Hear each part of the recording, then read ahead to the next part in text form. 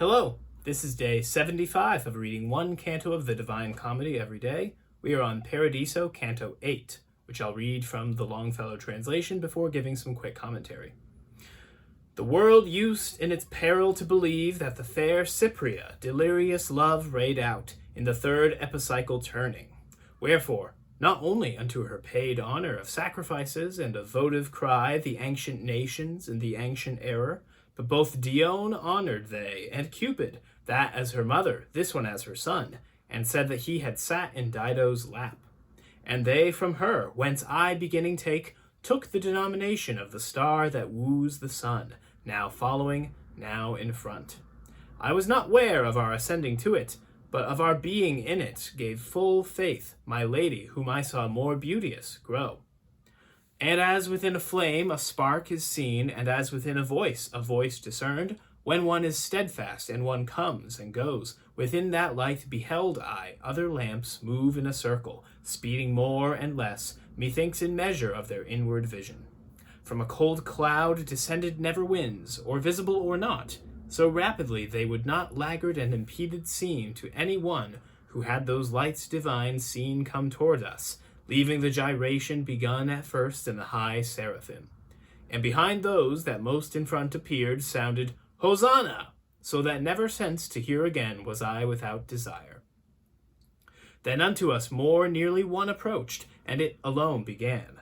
We all are ready unto thy pleasure, that thou joy in us. We turn around with the celestial princes, one gyre and one gyration and one thirst, to whom thou in the world of old didst say, Ye who, intelligent, the third heaven are moving, and are so full of love, to pleasure thee a little quiet will not be less sweet. After these eyes of mine themselves had offered unto my lady reverently, and she content and certain of herself had made them, back to the light they turned, which so great promise made of itself, and, Say, who art thou? Was my voice, imprinted with a great affection. Oh, how and how much I beheld it grow with the new joy that superadded was unto its joys, as soon as I had spoken. Thus changed, it said to me, The world possessed me short time below, and, if it had been more, much evil will be which would not have been. My gladness keepeth me concealed from thee, which rayeth round about me, and doth hide me like as a creature swathed in its own silk. Much didst thou love me, and thou hadst good reason, for had I been below, I should have shown thee somewhat beyond the foliage of my love. That left-hand margin, which doth bathe itself in Rhone, when it is mingled with the Sorgue, me for its lord awaited in due time. And that horn of Ausonia, which is towned with Bari, with Gaeta and Catona, whence Tronto and Verde in the sea disgorge, already flashed upon my brow the crown of that dominion which the Danube waters after the German borders it abandons. And beautiful Trinacria, that is murky twixt Pacino and Peloro, on the gulf which greatest scathe from Eurus doth receive, not through Typhoeus, but through nascent sulphur, would have awaited her own monarchs still, through me from Charles descended and from Rudolph, if evil lordship that exasperates ever the subject populations had not moved Palermo to the outcry of Death, death. And if my brother could but this foresee, the greedy poverty of Catalonia straight would he flee, that it might not molest him. For verily 'tis needful to provide through him or other, so that on his bark already freighted no more freight be placed.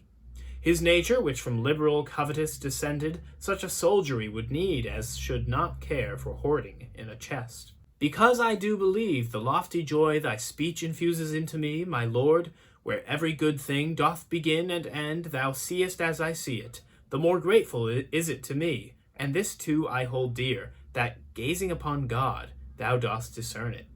Glad hast thou made me, so make clear to me, since speaking thou hast stirred me up to doubt, how from sweet seed can bitter issue forth. This I to him, and he to me.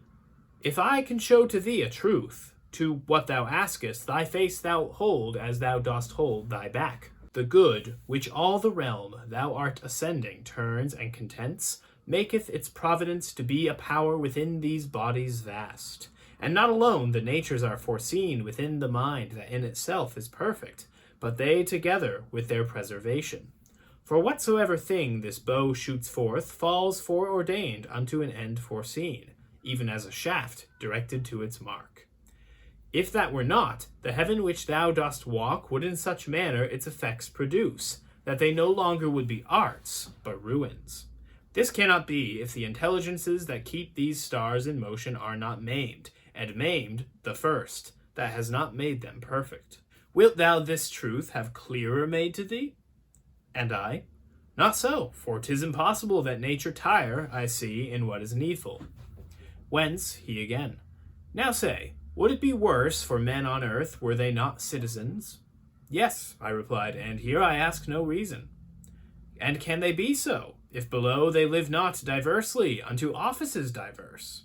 No, if your master writeth well for you. So came he with deductions to this point. Then he concluded, therefore, it behoves the roots of your effects to be diverse. Hence one is Solon born, another Xerxes, another Melchizedek, and another he who, flying through the air, his son did lose.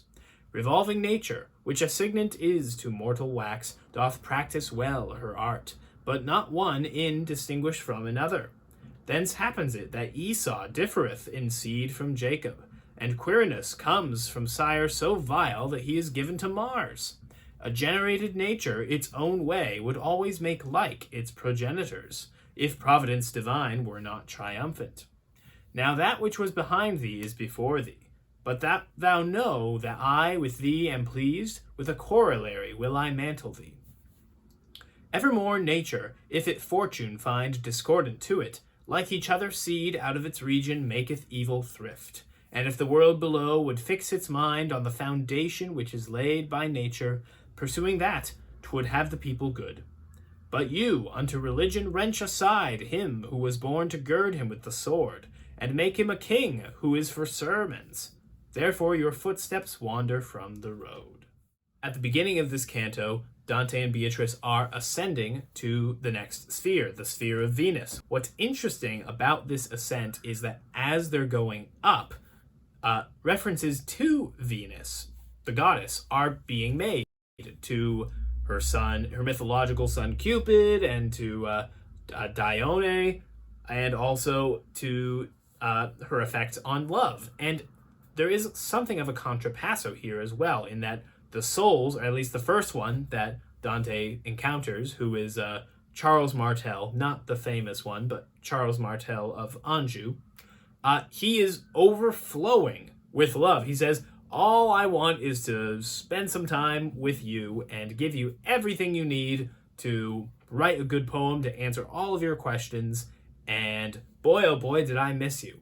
Dante actually knew Charles Martel personally, even though he died quite young. But anyways, this guy, Charles Martel, that's whose speech dominates most of the canto. He was king of Croatia and Hungary for a very short time. Again, he died at like 23 from the plague. And in his description of all the different lands that he ruled, however briefly, he laments that because there was an evil ruler in his family, the crown passed out of his family to another one because the citizens overthrew him.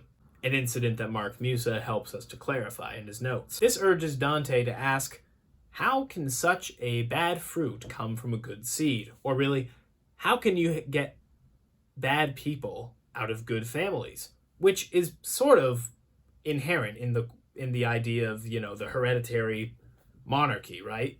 The whole idea is, we have one good ruler, so he should only ever have good descendants, right?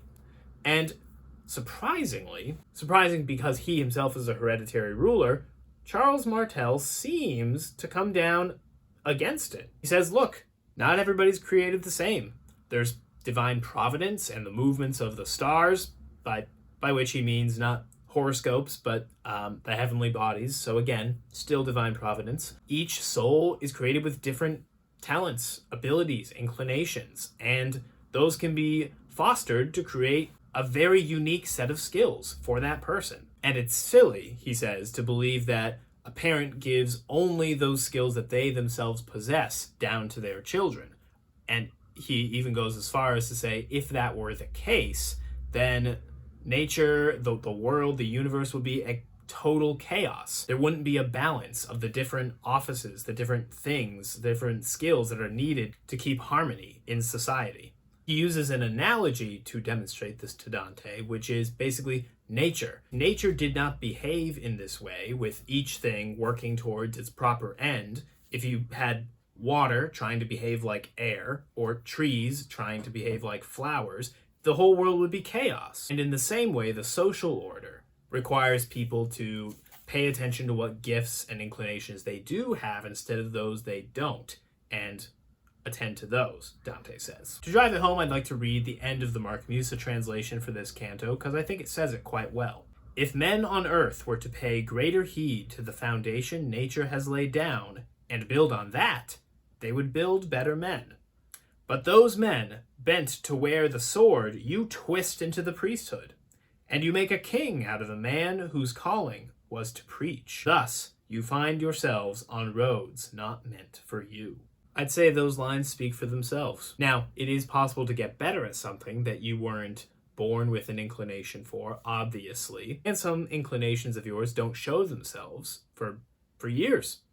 Sometimes you don't discover them until adulthood or old age. There are tons of things that you never thought you could do that you end up being able to do. I don't think Dante would disagree with that. But what he is saying is that trying to put yourself as a square peg in a circular hole, you're going to find problems. Not just for yourself, but for the society and the community that is relying on somebody to fulfill that role well.